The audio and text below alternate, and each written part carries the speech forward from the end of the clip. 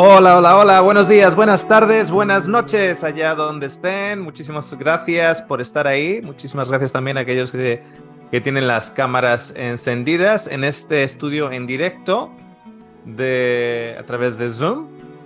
El enlace, si ya estáis aquí dentro, es el mismo que ponemos siempre en la descripción. Es el mismo enlace para todo el año. Ya tenemos subidos el vídeo, el estudio de la mente de secta y también las preguntas y respuestas que hicisteis durante ese estudio la semana pasada. Y allá anunciábamos que el día de hoy se titulaba Corazón de Servicio, que es lo que vamos a presentar hoy, que también vamos a dejar un tiempo para que tengáis comentarios, preguntas, respuestas, testimonios al respecto, ¿ok? Al respecto del tema, queremos más o menos enfocarnos en el tema. No me traigáis una pregunta de ayuno en este tema, ¿ok? Tratemos de mantener, digamos, la línea del estudio. Este estudio de hoy es el antídoto al estudio anterior. ¿A qué me refiero el antídoto? El estudio anterior nos mostraba el problema, la mente de secta. El estudio de hoy nos muestra la solución, el corazón de servicio. ¿Qué ocurre? Que muchas veces nos gusta más la teoría y sobre todo palabras resonantes como secta, que luego la otra parte, que es precisamente el antídoto del corazón de servicio. Porque somos flojos y vagos por naturaleza o porque, ya no, eso no. Lo que me interesa, dime más de sectas, dime más de esto, dime más de teoría y menos de práctica. Y al fin y al cabo, como lo repito muchas veces, el Señor Jesucristo vino aquí de carpintero, no vino de teólogo, él vino de carpintero y no hay más evidencia de la practicalidad que incluso su vida diaria de carpintero, así como Pablo, constructor de carpas. Vamos a extraer unos versículos del capítulo 1 y 2 del libro de Santiago, así que si tienen sus Biblias a mano, vamos a ir al capítulo 1 y 2 de Santiago. Acordaros de que en la epístola de Santiago, así como en el resto, esa división de capítulos no existía. Y lo vais a ver nuevamente evidente cuando lleguemos al versículo 27 del capítulo 1 y leamos el versículo 1 del capítulo 2 y os vais a dar cuenta que en realidad es la misma idea, que Santiago sigue con la misma idea avanzada. ¿Okay? Entonces vamos a leer, vamos a tomarlo desde Santiago 1:19 como introducción o como base o como germinación de este estudio. ¿De acuerdo? Entonces, en Santiago, capítulo 1, versículo 19 dice: Por esto, mis amados hermanos, todo hombre sea pronto para oír, tardo para hablar, tardo para airarse. En el libro de Proverbios dice que el que mucho habla, mucho peca. Cuanto más hablamos, incluso el tonto, callado, parece sabio. Entonces, si estás inseguro si eres sabio o no, cállate. Si te callas, vas a parecer más sabio. Y parto para airarse, o lento para airarse, porque la ira del hombre, además nos dice que la ira del hombre no obra la justicia de Dios. O sea, cuanto más ira tienes, más equivocado vas a estar. Aunque en teoría, la teoría que tus palabras digan sea la correcta, cuanto más airado estés al respecto, más equivocado vas a estar. Porque no estás haciendo la justicia de Dios. Por lo cual, desechando toda inmundicia y abundancia de malicia, o sea, la motivación de la malicia que hace o que aflora en nuestras acciones, palabras, aireamientos, desechamos eso. Recibid con mansedumbre la palabra implantada, la cual puede salvar vuestras almas. Acordaros que la palabra o el verbo no es algo escrito, sino es Cristo. Cristo en vosotros, la palabra implantada que puede salvar vuestras almas. Es Cristo, el Logos, la palabra, en vosotros, que puede salvar vuestras almas. No está hablando de papel y tinta. No está hablando de esto. Está hablando de la persona de Jesús. Pero sed hacedores de la palabra y no tan solo oidores, engañándoos a vosotros mismos. O sea, si yo me lleno de teoría, me lleno de teoría, me lleno de teoría, y esa teoría la vivo en mi mundito, en mi mundito enfrente de un libro o mi mundito enfrente del internet, en realidad me estoy engañando a mí mismo. Si es que es lo que hago, simplemente vivir en una teoría. Porque si alguno es oidor de la palabra, pero no hacedor de ella, este es semejante al hombre que considera en un espejo su rostro natural, porque él se considera a sí mismo y se va y luego olvida cómo era. Mas el que mira atentamente a la perfecta ley, la de la libertad, y acordaros que en el libro de Segunda de Corintios 3 nos habla de cuál es la ley de la esclavitud escrita en piedras. Segunda de Corintios 3, os doy la referencia simplemente para que en vuestro tiempo lo escuchéis, o lo leáis, o lo volváis a leer. Segunda de Corintios 3 nos habla de la ley de muerte y condenación que estaba escrita en piedra, etc. Y opuesto es la ley de libertad y de misericordia y de gracia que se encuentra en Cristo. Y preserva en ella, no siendo oidor olvidadizo, sino hacedor de la obra. Este será bienaventurado en lo que hace. Bienaventurado, la palabra bienaventurado en griego es makarios. Y makarios será feliz, será contento, estará con gozo. Porque no solo tiene la teoría, sino que tiene la práctica. Y por eso, cuando la práctica está añadida, entonces es cuando en realidad estará gozoso, cuando realmente estará contento y feliz, satisfecho. Si alguno se cree religioso entre vosotros y no refrena su lengua, sino que engaña a su corazón, o sea, si no refrenas la lengua, engañas al corazón. Estás engañando al corazón. La religión de tal persona es vana. No vale para nada. Absolutamente no vale para nada. De hecho, es lo que Jesús en el sermón de Mateo 23 hacia los fariseos comenta. O sea, sois como las tumbas que por fuera son piedras de mármol blanco y por dentro están llenas de huesos secos.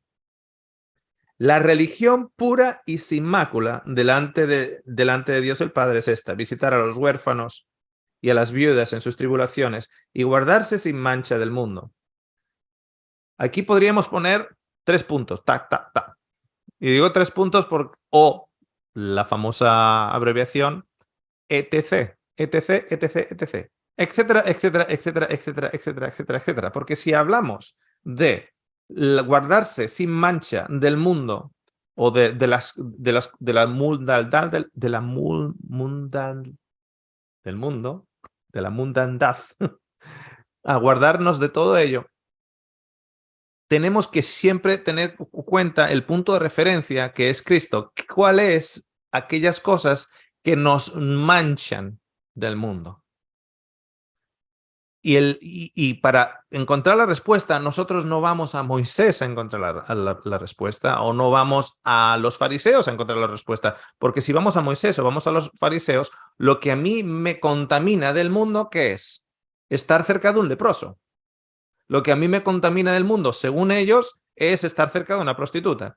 Lo que a mí me contamina es estar cerca de un romano, estar cerca de una persona gay. Esas cosas me contaminan según la ley de Moisés, según los fariseos. O sea, cuando hablamos de no contaminarse o estar sin mancha de las cosas del mundo es de aquellas maneras en las cuales la estructura del mundo actúa y se ejercita.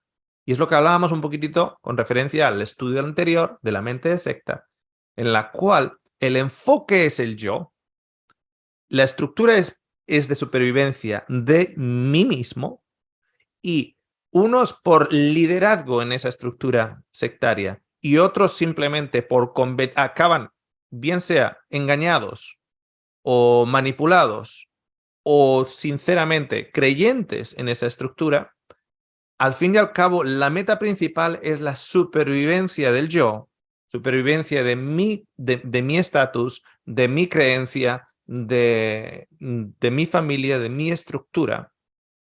Y para ello puedo estar hablando mal de otra persona, para ello puedo estar criticando a otra persona, para ello puedo estar... Entonces, cuando está hablando aquí de sin mancha del mundo, es precisamente no te creas mejor que nadie, porque eso es mancharte.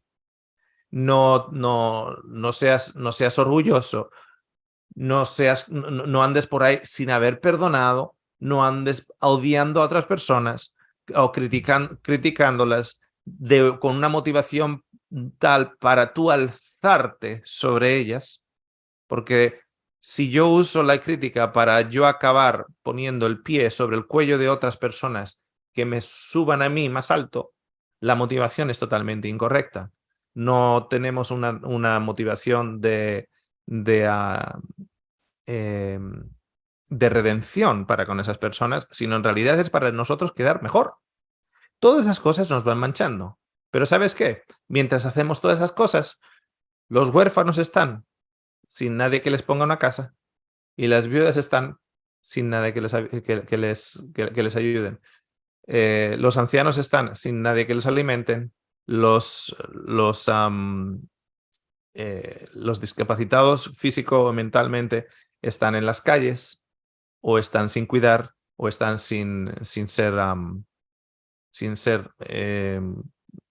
atendidos en lo más básico. Hace poquito que salió un vídeo, no sé si alguno de ustedes lo visteis, de una señora que vive en la calle, allá en Estados Unidos, vive en la calle, y los sanitarios, la señora pues se hizo sus necesidades encima y así como estaba, los sanitarios cogieron una manguera y la pusieron contra la pared y la manguerearon para limpiarlo porque olía muy mal la señora. Entonces, con una manguera la limpiaron como limpiarías una vaca. Exactamente igual. Am, pero luego todos tenemos una opinión. Todos tenemos una opinión de cómo mejorar el mundo. Recuerdo una vez una persona que dijo, los jóvenes se manifiestan en las calles para salvar el mundo.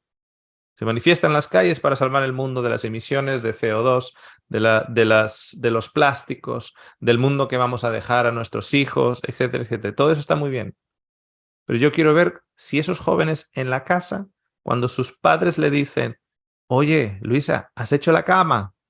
¡Ay, qué pesada, mamá! Me voy, que eres una pesada. Y se va.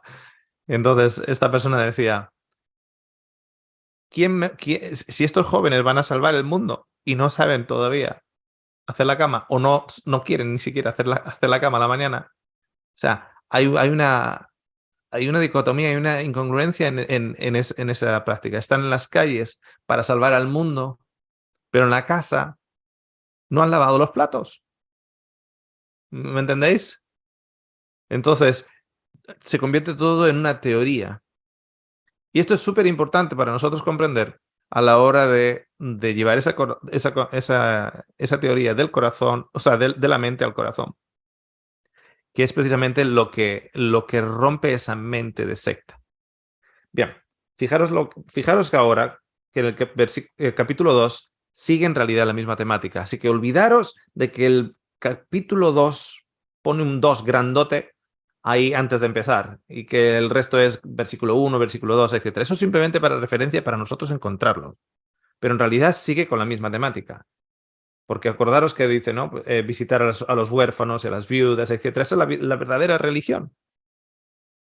Hermanos míos, que vuestra fe en nuestro glorioso Señor Jesucristo sea sin acepción de personas. Porque si en vuestra congregación entra un hombre con anillo de oro y con ropa espléndida, y también entra un hombre con vestido androjoso, y miráis con agrado al que trae la ropa espléndida, y le decís, siéntate aquí, siéntate de aquí, siéntate tú aquí, perdón, en buen lugar, y decís al pobre, estate tú allí en pie, o siéntate aquí bajo mi estrado, no hacéis distinciones entre vosotros mismos y venís a ser jueces con malos pensamientos. O sea, hacer distinciones entre personas por lo que piensan, por cómo visten, por cuánto dinero tienen. Son malos pensamientos. Y afloran en acciones malas precisamente porque son pensamientos erróneos. Hermanos míos, amados, oíd. ¿No ha elegido Dios a los pobres de este mundo para que sean ricos en fe y herederos del reino que ha prometido a los que le aman? Fíjate que Santiago no está excluyendo a aquellos que no son pobres, sino que acordaros que aquellos pobres a los que vosotros estáis discriminando, ha elegido también Dios para ser herederos. O sea, como vosotros, hermanos, sois herederos, también el Señor a aquellos pobres, por lo tanto, no hagáis distinciones para con ellos, porque ellos también han sido elegidos. Tú no los has elegido, los ha elegido Dios. Porque si fuera por ti, tú no los elegirías, o parte de ellos no elegirías. Entonces dice, no ha elegido Dios a los pobres de este mundo para que sean ricos en fe y herederos del reino que ha prometido a los que le aman. Pero vosotros habéis afrendado al pobre. No os oprimen los ricos y no son ellos los mismos que os arrastran a las tribulaciones o a los tribunales, perdón. Acordaros que en la misma estructura de secta que hablábamos la semana pasada, de abajo de la pirámide fluye una economía y unas riquezas hacia arriba, hacia las cúpulas. Y son luego esas cúpulas las que mantienen esa misma estructura oprimiendo a los de abajo. Y los de abajo continúan, digamos, alimentando a los de arriba, manejando todas las riquezas hacia arriba. Y sin embargo, luego veis a esa persona y cambiáis de personalidad. A esa persona le llamáis Señor, pero al pobre pasáis de largo. Y en realidad lo que estáis haciendo es siendo partícipes y perpetuadores de una estructura de secta, en la cual no solo vuestras riquezas económicas están retroalimentando las cúpulas de arriba, sino que incluso vuestras afecciones, vuestra atención, vuestras cámaras, vuestras firmas, están retroalimentando también hacia arriba. ¿No blasfeman ellos el buen nombre que fue invocado sobre vosotros? Si en verdad cumplís la ley real, conforme a la Escritura, amarás a tu prójimo como a ti mismo. Bien hacéis. Pero si hacéis acepción de palabras, acepción de personas, perdón, cometéis pecado y quedéis convictos por la ley como transgresores. Porque cualquiera que guarde toda la ley pero ofende en un punto, se hace culpable de todos. O sea, hacéis muy bien si, si en verdad cumplís la ley real, conforme a la Escritura, amaréis a tu prójimo como a ti mismo, bien hacéis. Pero tiene que ser en todos los aspectos. No puede ser teórico, única y exclusivamente teórico. Bien, vamos a diseccionar un número de cositas de aquí y voy a usar un poquitito de partes de las bases en el cerebro humano que precisamente nos hace esa distinción entre unos y otros. Y en esa distinción nos hace racistas, nacionalistas, todos los istas que hablábamos la semana pasada, xenófobos, exclusivistas, etc. En la mente del ser humano, en esa falta de ilustración o de comprensión de cuán diferente es el amor de Dios con el amor del hombre, cuán diferente, existe una competición por el amor de Dios. Dejarme ilustrarlo con la historia bien conocida de Caín y Abel. Caín es el primogénito. ¿Contra quién tiene él que competir por el amor de sus padres? Con nadie, porque él es el primogénito, no tiene que competir con nadie. Entonces, el amor de sus padres es todo para él. Entonces, él no tiene que compartir. El concepto que nosotros tenemos del amor es un concepto limitado, pero no limitado porque no conocemos el gran concepto del amor de Dios, sino limitado porque creemos que tiene un límite. Es como una bolsa que tiene X kilos de amor. Entonces, cuando yo soy un primogénito, como en el caso de Caín, y el amor está cuantificado, vamos a decirle con 100 kilos, por ponerle una ilustración, de ese amor de 100 kilos, ¿cuántos me toca a mí? Me tocan 100. Si el amor tiene una cuantificación de 100 kilos y es el amor de mis padres para conmigo, eso es una representación del amor que Dios tiene para conmigo, porque para el ser humano, la primera imagen que tienen ellos de Dios es el amor de sus padres o la falta de amor de sus padres. De hecho, aquellos que han visto la serie El Dios Ateo, hablamos del Dios límbico y hablamos de las imágenes precisamente de que tenemos de Dios, que son imágenes terrestres. Son imágenes terrestres. Son en representación al padre que tuvimos, en representación a la madre que tuvimos, a la manera en la cual nosotros hemos sido educados. Entonces, hasta cierto punto, el concepto que nosotros tenemos del amor de Dios es educacional. O sea, cuanto más educados estemos o cuando más enseñados estemos en cuál es el amor de Dios para con nosotros, más vamos a nosotros experimentarlo. Cuanto menos ejemplo hayamos visto en nuestra vida y menos se nos haya educado o enseñado acerca del amor de Dios, un concepto más limitado es el que vamos a tener. Entonces, Caín tiene una cuantificación del amor. Vamos a ponerle 100 kilos. Entonces, los 100 kilos son para él. Ahora nace Abel. Entonces, al nacer Abel, ahora ¿cuánto le queda en ese concepto de cuantificación del amor? ¿Cuánto le queda ahora para Caín? Bueno, un 50%. Un 50%. Fijaros que en la tradición judía al primogénito se le daba de la herencia, se le daba dos tercios de la herencia de los padres. Así que vamos a ser hasta generosos. Le vamos a dar a Caín un 75% del amor que él tiene cuantificado y a Abel un 25%. Pero ya en estos momentos hay uno que está perdiendo. Uno puede decir, el que está perdiendo es Abel. No, porque Abel nunca ha conocido ese 100%. Para él, el 25% que recibe es el 100% que... Él empezaba con 0, entró en la existencia y ahora está recibiendo la atención de los padres, que para él esa atención no la cuantifica como un 25%, la cuantifica, esta es mi atención, es el 100% de lo que yo estoy recibiendo. Pero el que ahora ya no está recibiendo la misma cantidad de atención es Caín. Caín recibía un 100% de la atención y ahora recibe un 75% de la atención, un 50% de la atención. Entonces, en el concepto de que el amor es cuantificado, ahora hay que competir por ello. Y para competir con ello, tenemos que quitarnos de en medio, de una u otra manera, a aquellos que compiten por la misma carnada. Y en este caso, el amor se ha convertido en una carnada. O sea, si tú solo tienes una gacela, ¿por qué van las leonas y los leones y se andan mordiendo los unos a los otros? Porque no tienes gacelas por todos los lados. Tienes una gacela. Y somos 7 de nosotros.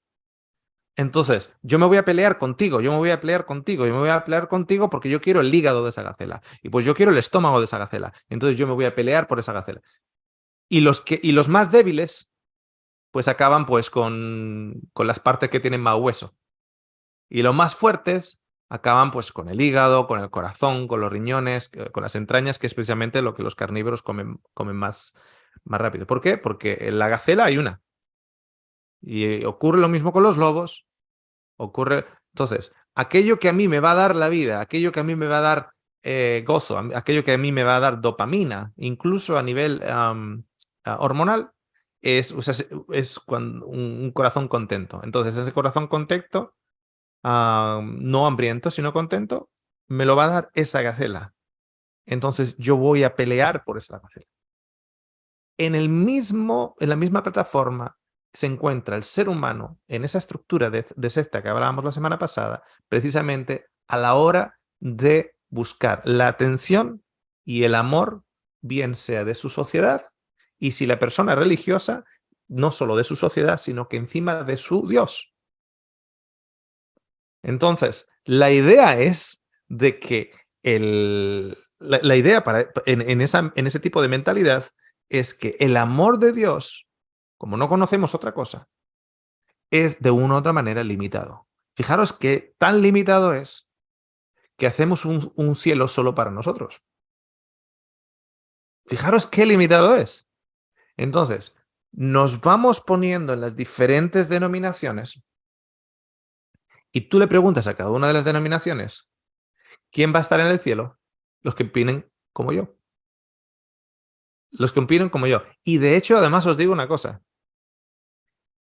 Y dentro de lo que cabe, los que opinen como yo, pero que tampoco muchos sean los que opinen como yo, ¿eh? Me explico. O sea, si somos pequeños, sectarios, pero pequeños, hasta casi como mejor. No vaya a ser que tengamos tanta verdad, que de repente pasemos de tener 100 personas a tener 100 millones de personas y a tener 1.000 millones de personas. Ahora ya tenemos que competir con todos ellos. No, pero si todos creen lo mismo, ya, pero es que ahora ya son muchos. Ahora ya me estoy molestando. Entonces, ¿por qué luego sale, por ejemplo, de esas organizaciones que tienen 1.000 millones de miembros bautizados? ¿Ok? ¿Por qué salen otras ramas y otras ramas y otras ramas y otras ramas? Precisamente por eso. Porque ahora ya somos muchos, fíjate. Nuestra intención es que el mundo conozca la verdad. Pero, pero fíjate que muchos están siendo convencidos y ahora ya esto ya me hace sentir mal, porque no vaya a ser que ahora qué pasa que y si todos llegan al conocimiento de la verdad, ahora todos entramos. Ya me ha fastidiado. O sea, hasta en ese punto tenemos una especie de evangelismo dentro de la religión en la cual que se entere el mundo, pero no se vayan a convertir todos, ¿eh? Porque encima, que vamos, no va a haber sitio en el cielo para nosotros. Eso se basa en un concepto muy arcaico, precisamente del concepto de Dios y el concepto del amor de Dios, donde no hay ni fondo, no hay altura, no hay este, no hay oeste, es infinito el concepto del amor de Dios. Y cuando Dios me ama a mí, te ama a ti exactamente con la misma pasión, con el mismo amor, y no pierdo yo nada en el hecho de que Dios te ame a ti de la misma manera y quiera tu bienestar de la misma manera. Yo no pierdo nada, porque el amor de Dios no está cuantificado en una bolsita de que todos tienen que sacar y cuanto más haya para sacar, menos nos toca a todos. ¿Me entendéis? Entonces, esa estructura que vemos en el estudio psicológico de lo que ocurre con Caín y Abel, que es precisamente cuando Caín ahora resulta que también es aceptado, porque acordaros lo siguiente, la Biblia dice, la Biblia dice que el sacrificio de Abel es aceptado, Pero el de Caín no es aceptado. Entonces empezamos a mirar el sacrificio. Empezamos a decir, bueno, porque Caín es aceptado el sacrificio porque mata un cordero, pero Abel como trae del campo, pues no es aceptado porque es cosas de la huerta y por eso no es aceptado. No, no, no, no. Es el corazón. Es el corazón de servicio que no está ahí. Porque tiene rencor contra su hermano. Jesús dice, tú tienes algo contra tu hermano y vienes aquí al altar a presentar cosas al altar. Deja las cosas en el altar. Reconcíliate con tu hermano. Es por eso, no por el sacrificio en sí. Si el libro de Levíticos habla de sacrificios de vegetales, sacrificios de los primeros frutos, sacrificios de panes, etc. Cada uno traía lo que cada uno tenía. Si Caín no era cuidador de ovejas, él traía el fruto de lo que se llama las primicias para Jesús. Pero entonces, ¿por qué no es aceptado? ¿Por el tipo de sacrificio? No, por el tipo de corazón. ¿Y cómo se manifiesta? ¿Cómo sabemos que es por el tipo del corazón? Amigos, le mató al hermano. Mató al hermano. Entonces, ¿por qué? Porque cuando el hermano es aceptado, también eso causa envidia, causa... Pero la envidia en realidad esconde otra cosa. Eso causa rencor contra el hermano y contra Dios. Pero el rencor esconde otra cosa. Eso causa una rabia, un sentimiento de injusticia, esto no es justo, etc. Pero todo eso esconde otra cosa. Y lo que esconde es la inseguridad de Caín de que él tal vez no sea amado. Entonces entra en esa inseguridad de él no ser amado. Entonces cuando entra en una inseguridad de él no ser amado, se quita al competidor de en medio. Para que de esta manera, cuando no hay otro, pues ahora sí me tendrá que amar a mí. Vemos que cuando la popularidad de Jesús empieza a aumentar, es cuando los líderes de la estructura sectaria en el fariseísmo empiezan a pensar en matarlo. A Jesús no le empiezan a pensar en matar cuando está por ahí caminando en Galilea, trabajando en la carpintería. A él le empiezan a tratar de matar cuando su popularidad empieza a crecer y la gente empieza a seguirle a Jesús y a escucharle a Jesús. Y eso de estar en la calle, dos fariseos, y pasar gente y decir, y hablando de su experiencia con una reunión de Jesús y escuchar, wow, no he escuchado a nadie hablar como este tipo. Y pasan simplemente caminando por la calle. Y dos fariseos lo escuchan, les reconcome por dentro. Les reconcome por dentro. ¿Cómo que no han escuchado? Si yo predico todos los sábados en la sinagoga. ¿Cómo que no ha escuchado a alguien como él? Si yo, ¿ves? Dice, es la envidia. No, pero no es la envidia en sí. La envidia es una cubierta que cubre una inseguridad. Y esa inseguridad es de que no soy lo suficiente bueno como para que Dios me ame. Por lo tanto, lo que hago es, en lugar de yo ayudar y no estar maquinando cómo matar a esta persona, trato, en lugar de ser una suma positiva, trato precisamente de conspirar en contra de esa persona y quitarme a esa persona del medio. Porque si yo quito a esa persona del medio, ahora los únicos que van a escuchar en la sinagoga va a ser mi voz, no a la voz de Jesús en los montes. Me van a escuchar a mí. Entonces, como me van a escuchar a mí, me van a querer a mí. Y la atención la voy a tener yo. En realidad, cuando nosotros ponemos a otra persona o pisoteamos verbalmente, a través de críticas, o a través de una u otra manera, hacemos discriminación para con otra persona. Es una inseguridad propia tremenda, absolutamente tremenda. Y es ¿cómo se dice? Un déficit de atención en el sentido de que tú te sientes con déficit de atención. O sea, tú te sientes con déficit de atención porque de una u otra manera esa persona te está quitando la atención que tú necesitas para, para sentirte lleno. Entonces, todos esos que están siguiendo a Jesús, yo me los tengo que quitar del medio. Me tengo que quitar a Jesús del medio para que ahora ellos me sigan a mí. Lo que en realidad estamos mostrando no es ni siquiera envidia. No estamos ni siquiera mostrando malicia. Estamos mostrando una inseguridad y una falta de entendimiento de cuál es el amor de Dios.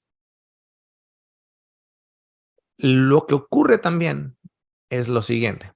Dentro todavía de esa plataforma en la cual nosotros estamos considerando que a otros están quitando nuestra atención, aprendemos a ver también los mecanismos en los cuales esa otra persona que recibe mi atención o la atención de otros, ¿qué está diciendo o qué está haciendo? Entonces, ¿qué ocurre? Si la persona está diciendo algo en particular, un mensaje en particular, yo copio ese mensaje. Yo digo las mismas palabras, pero no con un corazón de servicio. Lo hago porque todavía estoy en necesidad de atención. Entonces, yo a esa persona no la voy a matar, como mataron a Jesús. Tampoco la voy a criticar, porque si la critico, aquellos que siguen a esa persona o los seres queridos que le están dando atención a esa persona van a pensar que soy lo malo. Entonces voy a hacer lo que esa persona está haciendo. Pero mi motivación sigue siendo mi inseguridad de que no soy amado. Entonces, a pesar de estar haciendo o diciendo las mismas cosas, sigo de una u otra manera con un vacío enorme. Mi motivación es una motivación de malicia. Y malicia no por malo, sino malicia por manchado. Es una motivación manchada. Recuerdo una vez, y esto lo comento varias veces, años atrás, una señora que conocí estaba en una iglesia, en una congregación, y esta señora había escuchado unos mensajes y se había leído un par de libros de lo que se conoce como el morir al yo. No sé si conocéis este concepto del morir al yo, ¿no? Que se encuentra, por ejemplo, en Gálatas 20:20, he sido crucificado en Cristo, por lo tanto ya no soy yo quien vive, sino Cristo que vive en mí, el yo ha de ser crucificado, aquel que quiere ser mis discípulos, que coja su cruz y me siga, etcétera, etcétera, etcétera. El concepto de amar a otros va unido a ese concepto de yo me tengo que negar a mí, a mis deseos, que es quedarme sentado en la casa viendo una película e ir a ayudar a esa persona que veo que está en problemas. Eso es un negar al yo. Concepto en sí no hay ningún problema. Esta señora, digamos, aceptó este concepto, aceptó el concepto de teológico del morir al yo, y recuerdo que ella estaba en una congregación y estaban hablando de cualquier otra cosa. Y esta señora se levanta indignada en la congregación y dice, a ver, vamos a aclarar aquí todo. El problema es que, hermanos, no se está muriendo al yo. Ese es el problema, que no se está muriendo. Porque si estuvieran ustedes muriendo al yo, todos los problemas que tenemos en nuestras congregaciones se acabarían y hay que morir al yo. Lo decía vivita y colgando. El yo suyo estaba más vivo que vivo. Tenía el mensaje teórico correcto, pero la actitud totalmente incorrecta. ¿Me entendéis? O sea, tenía hay que morir al yo, hay que vivir en sacrificio. Y nos estaba pegando a todos. un yo muerto no se levanta con el mazo a pegar a todo el mundo. ¿De qué? Entonces, el concepto de la religión de Cristo no es un concepto teológico. Se puede defender teológicamente, pero no es un concepto teológico. Y lo que caemos en el problema es el siguiente, que cuando Cristo se populariza. Aquellos que están haciendo lo mismo que Cristo, que en este caso son los discípulos, su motivación es a ver quién es el primer ministro en el reino de los cielos. A ver quién es el primer ministro, quién de entre nosotros es el más grande. Tienen la teoría porque están escuchando las palabras de Jesús, pero tienen la motivación equivocada. Porque han tomado que la verdad se ha convertido en un concepto que ahora están atesorando porque ese concepto les está dando de una u otra manera popularidad, etc. Y sin embargo, cuando entran en la casa de Simón el fariseo y hay una prostituta que le está limpiando a Jesús, ya hay murmullos. Dice, lo que se podría haber hecho con el dinero que esta señora ganó perdió en este perfume. Fíjate que le está limpiando los pies, etcétera, etcétera. Tienen la teoría, pero no tienen la práctica. Entre el levita, el sacerdote y el buen samaritano. Esto lo habréis escuchado muchas veces, en el cual dicen, los que tenían la verdad era el levita y el sacerdote, pero el que, al que, lo que pasa es que no la pusieron en práctica. No, eso es falso. Ellos no tenían la verdad. Dice, sí, porque ellos tenían las escrituras y el samaritano no tiene las escrituras. El samaritano no es de la línea de los judíos, no tiene los oráculos del Señor. El que tiene la verdad es el samaritano. Dice, no, pero el samaritano no te puede dar un estudio bíblico. Claro que no. Pero ¿quién para ayudar al herido en el camino? El samaritano. El samaritano es el que para. El samaritano es el que tiene la verdad. Pero la teología, sí. Porque la teología que no te mueve a pararte en el camino es una teología falsa. Una teología que suene bien, pero no te haga parar en el camino, esa teología en sí tiene un cáncer. Y ese cáncer puede ser en la manera en la cual tú lo has entendido, en la manera en la cual tu corazón lo ha recibido. Pero aquello que lo que tú creas no te hace parar al lado de la carretera para ayudar a aquel que ha sido golpeado por los ladrones, no importa lo que creas, estás equivocado. Y ya puedes creer que hay unicornios rosas. Si tú paras, si el unicornio rosa de tu creencia te hace parar, ayudar al de al lado, esa teología de una u otra manera está haciendo que tu corazón tenga un corazón de servicio. Sabes que ese unicornio rosa te ama y le ama también al herido en la carretera. Por eso paras. Nosotros no ayudamos a otros porque de una u otra manera tenemos contabilizado el amor de Dios como contabilizamos nuestras finanzas. Y yo entiendo que a día de hoy una cosa es la contabilización de las finanzas, pero no podemos negociar con el amor de Dios de la misma manera. Si tú me vienes y me dices, Oscar, necesito $3.000, y yo digo, $3.000. No, pero $3.000 me quiero comprar esto, tengo que reparar el otro, tengo que viajar para aquí, No. Yo tengo este dinero cuantificado en el banco y yo no puedo repartir este dinero contigo y contigo y contigo y contigo y contigo y contigo y contigo. Entonces yo cuantifico mi dinero porque tenemos gastos, porque tenemos esto, porque tenemos lo otro y tenemos presupuestos familiares semanales, etcétera, etcétera, etcétera. Y yo te puedo decir, mira, yo te puedo dar esto porque he cuantificado mi dinero. Pero yo no puedo cuantificar el amor de Dios.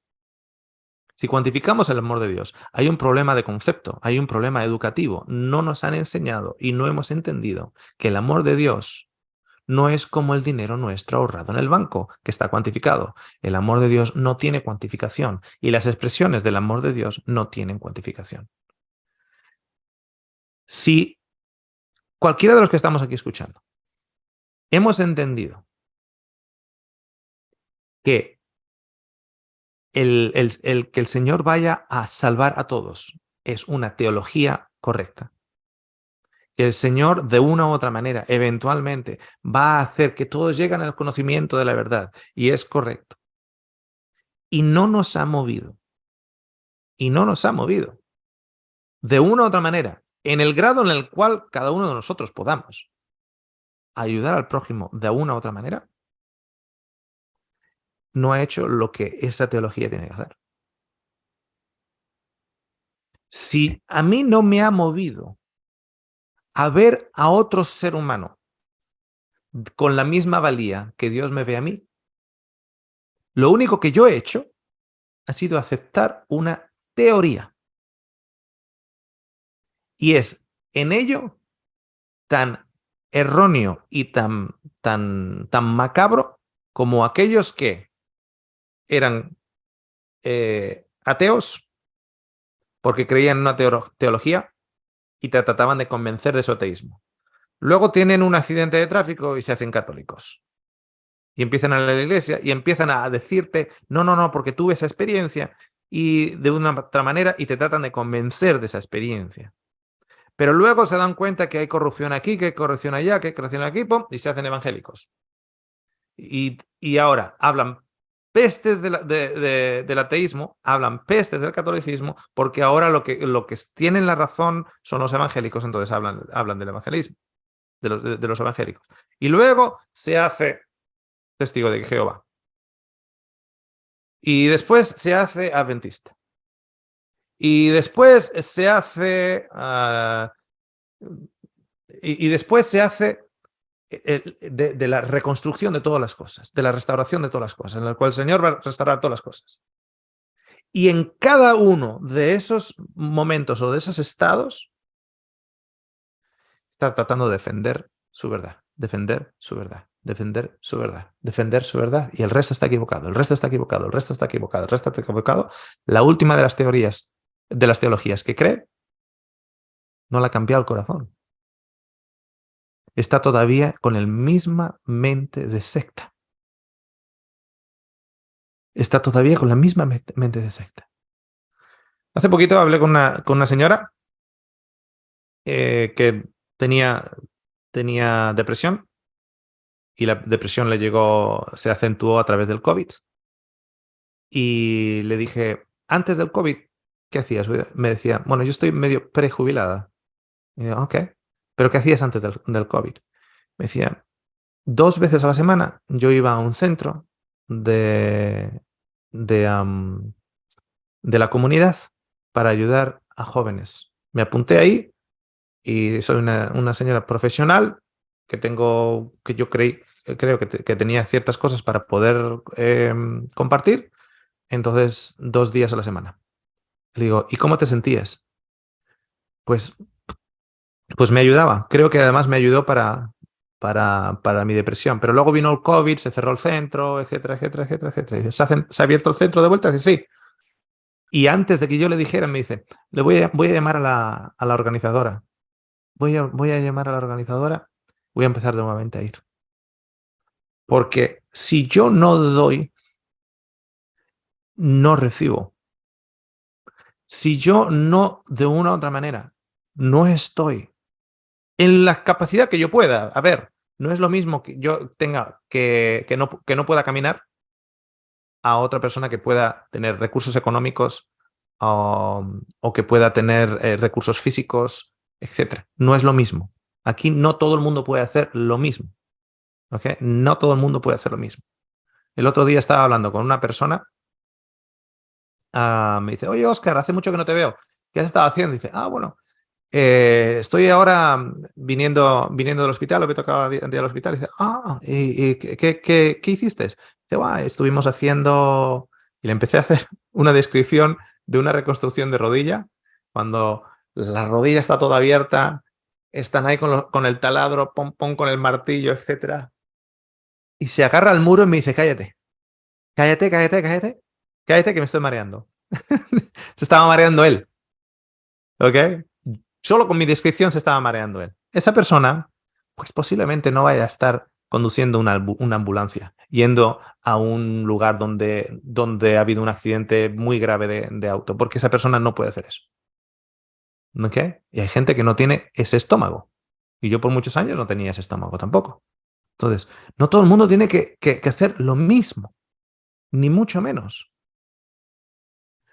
Pero de una u otra manera, si nosotros solo tenemos una teología que es teórica, no nos va a hacer bienaventurados. Si no tenemos un corazón de servicio, no hemos realmente interiorizado la verdad de que esa persona que está en sufrimiento es amada por Dios de la misma manera y no me quita a mí amor de Dios, sino que en realidad yo ayudando a esa persona, en la medida que yo pueda, no podemos ayudar a todo el mundo tampoco. Por supuesto que no. Hace poquito me llamó una señora y me dijo, oye, ¿puedes venir? No, no puedo. Eso no significa que no quiera, sino que no puedo. Todo en balance. O sea, no estamos aquí hablando de que ahora nos vamos a volver esclavos del servicio, de tal manera que al final nos quememos en ese servicio. Pero no hay nadie de los que me están escuchando, nadie que de una u otra manera no puedan servir. De un grado u otro. No hay nadie que de una u otra manera no puedan servir. Os voy a dar un ejemplo muy básico, y es una residencia de ancianos, ir a la hora de la comida para ayudar a las enfermeras a dar de comer a los residentes. Se tarda una hora de tu tiempo. Claro, tú me puedes decir, pero es que yo trabajo. Bueno, pues que pues no te estoy hablando a ti entonces. Es que yo estoy ocupado para... Pues este ejemplo no aplica para ti. ¿Me entendéis lo que quiero decir? Este ejemplo no aplica para ti. Pero estoy en casa, estoy deprimido. ¿Estás en casa? ¿Estás deprimido? Pues sal de casa a las 11:30.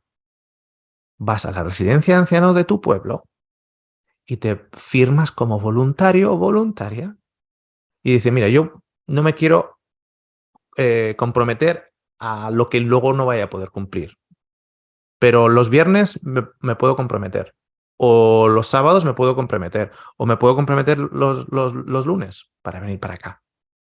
Entonces tú vas ahí a las 11:30, a las 12 empiezan a traer a los residentes al comedor y tú estás ahí, les pones a muchos de ellos el babero y les das de comer la sopa, porque muchos de ellos no se pueden alimentar a ellos mismos. Y te garantizo que ese día no vas a estar tan deprimido o tan deprimida como si no hubiese sido. Garantizado. Garantizado. Ese día vas a decir, wow, se va a acabar la semana y dice, ¿qué día? Y te voy a decir, ¿qué día has estado menos deprimido? Oh, el lunes. Qué casualidad. El lunes cuando fuiste por una hora a la residencia de ancianos de voluntario para darle de comer a otro ser humano. Y es así de simple. Es así de simple. Os he puesto un ejemplo, pero muy, muy básico. Pero muy, muy básico. Os pongo un ejemplo aún mayor. En diferentes países igual no funciona de la misma manera. Aquí hay un programa que se llama el programa Fostering. Fostering es niños que están de una u otra manera expuestos a una violencia o droga doméstica, etcétera, en la cual la policía tiene que intervenir, servicios sociales tienen que intervenir y ese niño tiene que salir de esa casa porque no es seguro para ese niño. Okay. Os voy a dar una cifra que os puede hasta asustar. En el estado de Victoria, solo en el estado de Victoria, donde yo vivo, en el estado, que claro, el estado de Victoria es como 7 veces, no 7 veces, pero como 3 o 4 veces más grande que España. Pero solo en el estado de Victoria, todos los viernes hay 700 niños y adolescentes, 700 todos los viernes, que han sido sacados de sus casas y el servicio social se está tratando de ponerlos en algún lado. 700. Todos. Entre ellos, una chica que estuvo en nuestra casa solo por brevemente, Una chica que su propio abuelo la llevaba a un motel, alquilaba una habitación de hotel, de motel, con las puertas con las puertas de las habitaciones hacia la calle, y cobraba 50 o 100 dólares o lo que fuera a hombres que iban, le pagaban al abuelo 50 o 100 dólares, y esos hombres entraban por 15 minutos o por lo que sea dentro de la habitación con la niña de 12 años. Salía ese hombre, venía otro hombre y le daba al abuelo 50 o 100 dólares y pasaba dentro de la habitación. Esa niña tiene que salir de ese ambiente. ¿Ok? Entonces, nosotros en esa estructura, y mi esposa habiendo sido adoptada, pues es que te duele en el alma. ¿Puedo yo acoger a 700, a 700 críos todos los viernes? Pues por supuesto que no. Por supuesto que no. Pero fijaros que o sea, mi hija Kayla tiene 11 añitos a día de hoy. Ella vino a la casa directamente del hospital. La quinta niña de una madre drogadicta. Llegó a la casa del hospital. Mi esposa la dio el biberón a los 10 meses. El departamento trató de ponerlo con el papá. Resulta que el papá también estaba luego, se descubrió que también estaban las drogas, y volvió a nuestra casa antes de cumplir 3 añitos. Ahora tiene 11. Es mi hija rubia. Ahora tiene 11. Hemos tenido un montón de niños pasando por acá. Hemos tenido un montón de niños. Hemos hecho algo con relación a 700 a la semana solo en el estado de Victoria. O sea, no te quiero decir en toda Australia. Hemos hecho una diferencia. Bueno, igual una diferencia enorme, por supuesto que no. Pero para esos niños tenemos uno en particular que estuvo con nosotros mucho tiempo, que a día de hoy está de vuelta con su papá y está de vuelta en Sydney. Y estuvo con nosotros años. Y ahora está en Sydney. Pero tuvimos, por ejemplo, una hermanita con su bebé. Y era increíble, una niñita de 2 años y medio que era la mamá del bebé. La mamá. La niñita con 2 años y medio estuvieron con nosotros solo 4 días, porque los sacan y vinieron con pañales. Llegaron aquí a la casa con pañales, la niñita con pañales, vino la policía y directamente yo cogí a la niña y mi esposa cogió el bebé. Con pañales los dos vinieron, porque entraron en la casa y lo sacaron. Y el bebé lloraba, y la niñita con 2 años y medio me tiraba y me decía, el bebé está llorando, el bebé está llorando. Lloraba de vuelta al bebé, la niñita iba así, vio la botella, la botella con la leche, y me daba a mí la botella con la leche. Era una niña de 2 años y medio y era la mamá. Actuaba como la mamá del bebé. Era increíble. Llegaron el jueves a la noche, a las 11 de la noche, a la casa. Estuvieron con nosotros. La niña lloró toda la noche. Toda. Cuando digo toda, es toda la noche llorando. El viernes estuvo con nosotros, el sábado estuvo con nosotros, el domingo estuvo con nosotros, el viernes los llevaron ¿cómo se llama? A tribunal. Avisaron a la mamá que si no dejaba a ese esposo, le iban a quitar a las hijas, pero que si lo dejaba, que le iban a ayudar, le iban a poner en una casa de refugio, etcétera, porque había violencia doméstica. Entonces ella quería la niña y el bebé, pero quería regresar con el marido. Entonces le dicen, o una u otra cosa, o los niños o el marido, pero los niños no pueden estar con el marido. Entonces, gracias a Dios, la mamá eligió fuera y no volvimos a saber más de ellos, pero ejemplos como esos puedo decir miles. A ver, a Kayla lleva con nosotros entre la primera, cuando llegó como bebé, 10 meses, luego se fue 2 años y luego vino casi cuando tenía, casi cuando tenía 3. En total, pues de 3 a 11, en total lleva 8 años con nosotros. ¿Ok? De hecho, va a venir conmigo a España en julio, a Kaila. ¿Ok? Lleva 8 años con nosotros. Y es lo que llamamos aquí full time. Está continuamente con nosotros. ¿Ok? ¿Necesitamos eso? No, ni mucho menos. Pero uno puede ser una tía o una abuela. ¿A qué me refiero una tía y una abuela? ¿Qué es lo bueno de ser una tía o una abuela? ¿Qué es lo bueno de ser un abuelo? Que te vienen los niños y te traen el nieto, lo disfrutas al nieto, le das al nieto todo lo que le tienes que dar, lo, lo malcrías al nieto y tal, y luego, a ver, que te cambie el pañal tu padre. Y se lo devuelves a los padres. Eso es lo bueno de ser abuelos. Eso es lo bueno de ser tíos, etc. Entonces, yo lo que digo aquí en Australia, en las estructuras que tienen del foster, de los niños de acogida, digo a la gente.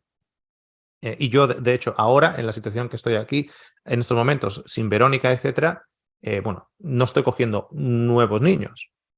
No estoy cogiendo nuevos niños. Tenemos a Kyla, tenemos una a día de hoy. Como digo, hemos tenido muchos y uno en particular por muchos años que ahora, gracias a Dios, está ahora con su padre. Pero eh, lo que digo a la gente es, si no hace falta ser un padre de acogida, se puede ser un tío.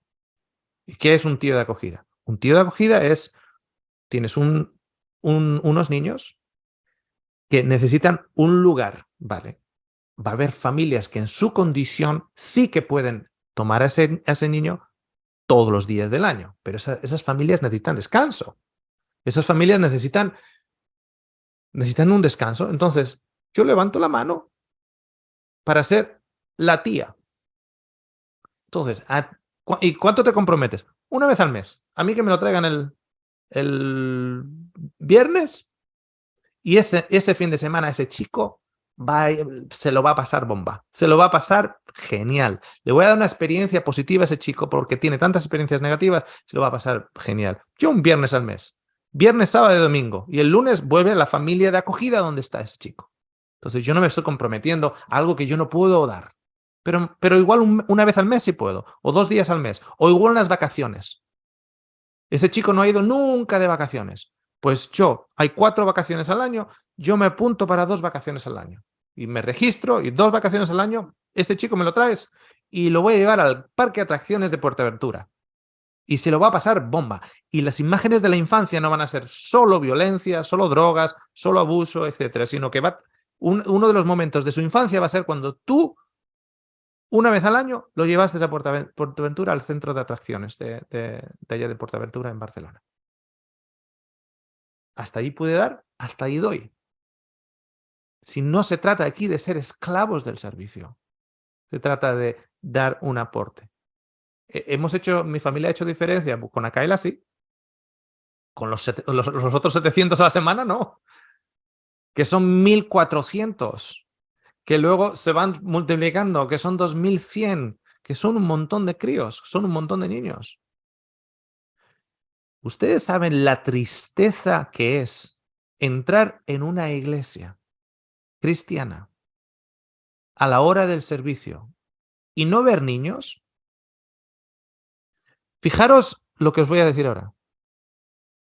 Vayan a cualquier iglesia, a cualquier denominación, cualquier iglesia, cualquier denominación, bien sea el viernes, el sábado o el domingo, y vean cuántos niños o cuántos críos hay en las salas de educación de niños, la escuela dominical o la escuela sabática o lo que sea. ¿Cuántos niños hay ahí?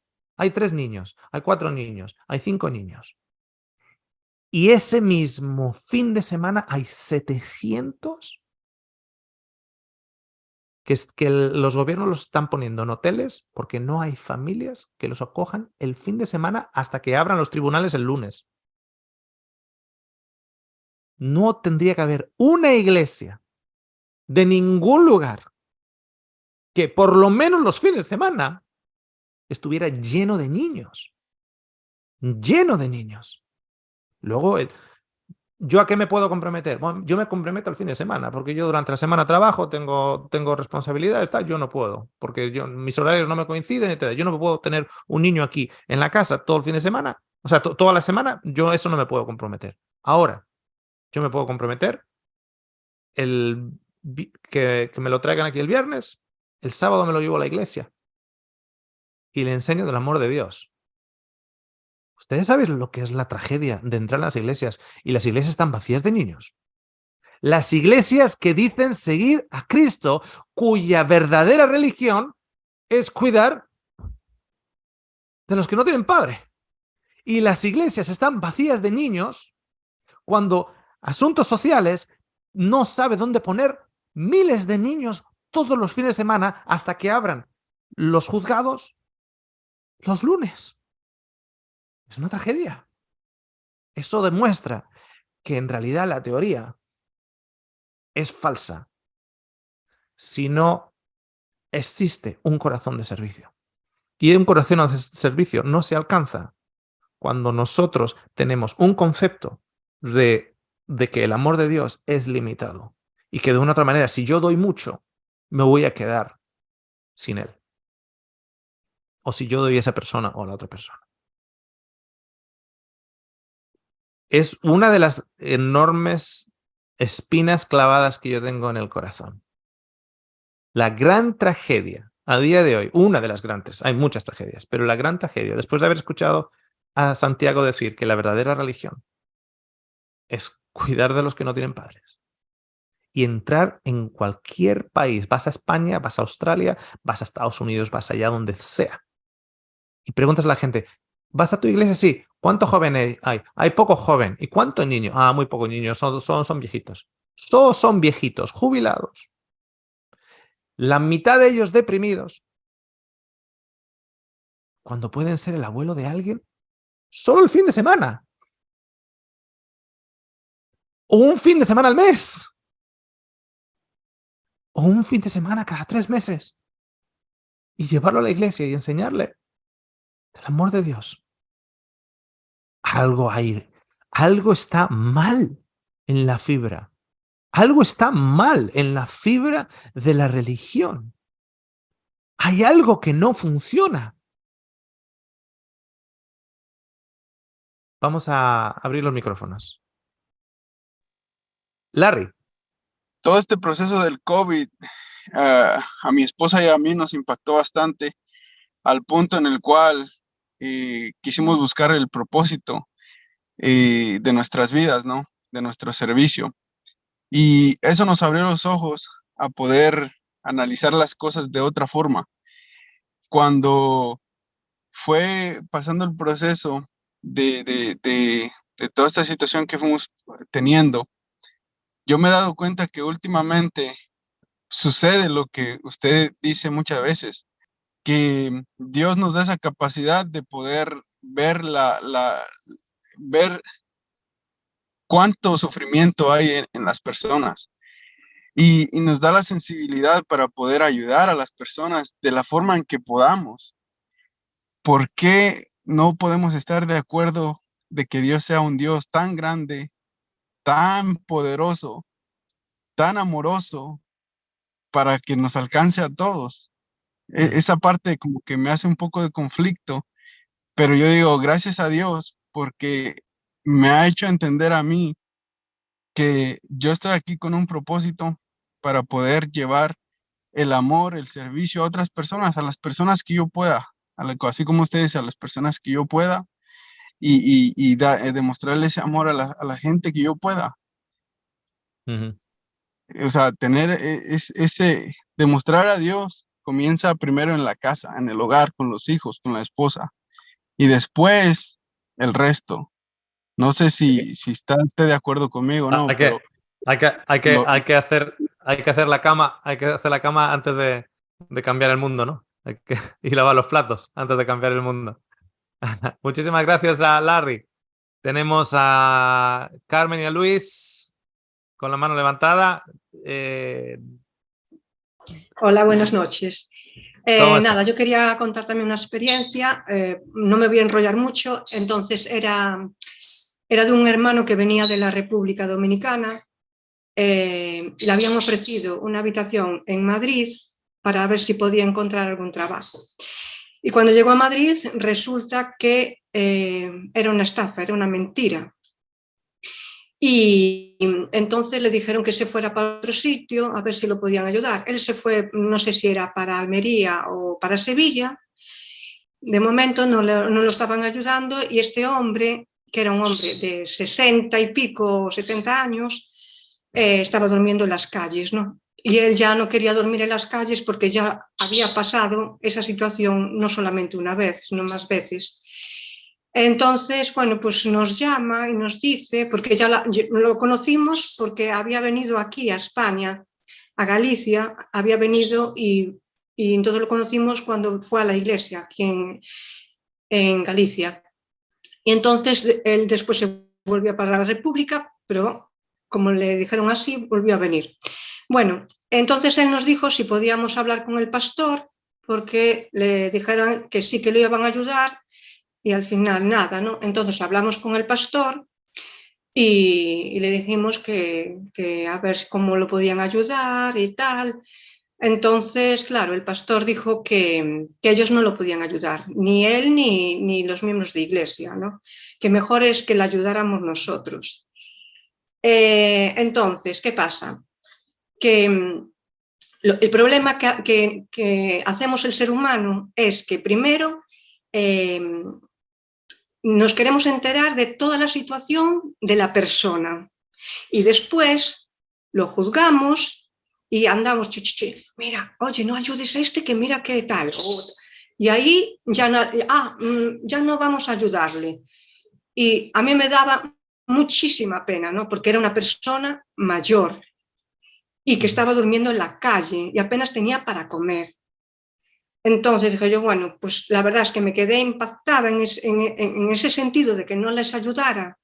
Y dije yo, bueno, pues mira, le mandamos algo de dinero para que pueda estar en una habitación y pueda comer algo. Y después a ver si puede irse para volver otra vez para su país, porque no podía solucionar nada, ni podía encontrar trabajo, ni nada, ¿no? Y es eso, como dice Dios, dice, si te piden ayuda, dalas, sin tener que hurgar en la vida de esa persona, porque Dios te da la ayuda sin que sepas si eres ladrón, si eres drogadicto, si andas, ¿sabes? Claro. Que debíamos de dar la ayuda, si te piden dar la ayuda, que es mejor ayudar que recibir, ¿no? Porque eso es un gozo, ¿no? Y el ejemplo lo tenemos en Cristo, porque Cristo a nadie le dijo cómo era, lo que, nada, Él ayudó en todos los sentidos y deberíamos aprender de ese amor y no juzgar a la persona. Y solo para concluir, porque os tengo que dejar, una de las cosas que el entender la inclusividad del Evangelio, que empieza desde el momento en el cual el Salvador es el Salvador del mundo. Cuando nosotros empezamos a mirar a otro ser humano como digno de la salvación de Dios, ya es el paso en el cual podemos abrirnos nosotros a ayudar a esa persona. Acordaros que en Mateo 25 es esa persona que está en necesidad. Jesús le recuerda, esa persona soy yo. O sea, es que soy yo. O sea, yo estaba hambriento, yo estaba desnudo, yo estaba en la cárcel. Y en la cárcel no va gente buena. Por lo general, habrá las injusticias, evidentemente, pero cuando digo gente buena, entre comillas también, uno no acaba en la cárcel por ser un santo en la comunidad, acaba en la cárcel porque robó, por lo que sea, sin entrar en el por qué, pero evidentemente hubo un crimen. Y sin embargo estuve en la cárcel y me visitaste, etc. Ahora, eso no significa que yo tengo que, bueno, pues los lunes me voy a la cárcel, los martes me voy al hospital, los miércoles me voy a la residencia de ancianos, etc. No se trata de eso, no se trata de eso. Tenemos que mirar en qué manera podemos podemos ayudar y cuándo podemos ayudar, etc. Pero no estar ya por defecto ya pensando, bueno, yo no voy a ayudar, pero dime a ver lo que tienes, a ver si igual me atrevo. No, no, el concepto principal es yo quiero ayudar, en qué voy a poder yo ayudar. Y eso es importante que cada uno de nosotros analicemos en nuestra situación, porque como bien dice Carmen, o sea, igual que esa persona, bueno, en la casa tengo a una niña, en casa tengo a tal, tengo un padre, igual meterme una persona en la casa en esos momentos, pues no es lo más apropiado, pero igual le puedo dar $200 para que esa persona se compre, se alquile una habitación o el depósito para una renta o lo que sea. O sea, no hace falta meter a todo el mundo en la casa, porque va a haber momentos en los cuales, bueno, tiene una señora viuda, va a meter ahora a un joven en la casa, pues igual no es apropiado. Pero eso no significa que no haya que ayudarle. Bueno, yo no te puedo ayudar metiéndote en la casa, pero te puedo ayudar de esta manera y de esta manera y de esta manera. Lo mismo con lo de acogida que hemos hablado durante el estudio. Cuando la gente me dice, siempre he querido hacer padre de acogida. Lo primero que digo es, no seas padre de acogida, ser tío o abuelo de acogida. Me dice, ¿por qué? Dice, porque de esa manera tú ves si en realidad tu casa o tu infraestructura está capacitada para tener más de un fin de semana al mes un niño o una niña que van a venir a tu casa con muchos problemas de comportamiento, con muchos problemas psicológicos, Entonces dice, bueno, una vez al mes yo sí puedo. Entonces, yo eso lo digo siempre. No pienses, vale, he escuchado este estudio de Oscar, ahora siempre he querido ser padre de acogida o madre de acogida, pues venga, nos vamos a ir y vamos a meter aquí tres niños en la casa. Todo el tiempo.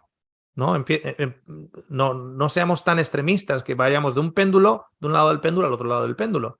Entonces, vale, vamos a investigar de qué manera podemos ayudar a estos niños y en principio, pues yo me puedo comprometer con mi esposo o me puedo comprometer con mi esposa o me puedo comprometer con tal a una vez al mes, viernes y sábado, una vez al mes me puedo comprometer a eso. Por las otras cosas que yo tengo también en la casa, me puedo comprometer a eso. Entonces, cada uno tiene que saber en qué puede ayudar. Cómo está físicamente, cómo está económicamente, cómo está con los recursos, etc. Una amiga nuestra, ella tenía 69, 70 años. Se fue a vivir a una ciudad universitaria, ella sola, una casa con 3 habitaciones, ella sola, y siempre deprimida, siempre deprimida, siempre deprimida.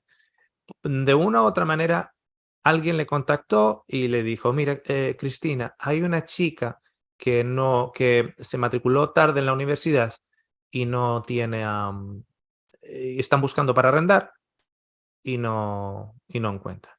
Entonces, hasta que encuentre, te puede ella arrendar una habitación. Ella decidió decir que sí. Decidió decir que sí. La mejor decisión que tuvo. ¿Por qué? Porque ahora ya tenía otra persona en la casa, no se sentía tan sola, etc. Esta chica se graduó de su carrera y en cuanto se graduó ya puso ella, mi amiga Cristina, ya puso el anuncio en el panel de la universidad, se alquila habitación. Ahora, según quien llegue, ya la necesidad es diferente, no es una necesidad económica porque estos estudiantes vienen con el dinero, etcétera, etcétera. Entonces ella dice, bueno, a mí me interesa más que por mi edad, etcétera, pues me interesa más que sea una chica, no un chico. Pero yo puedo ayudar, a una chica. Pues bueno, pues a una chica. Y ya lleva como tres chicas. 3 chicas, mamá Cristina la llaman.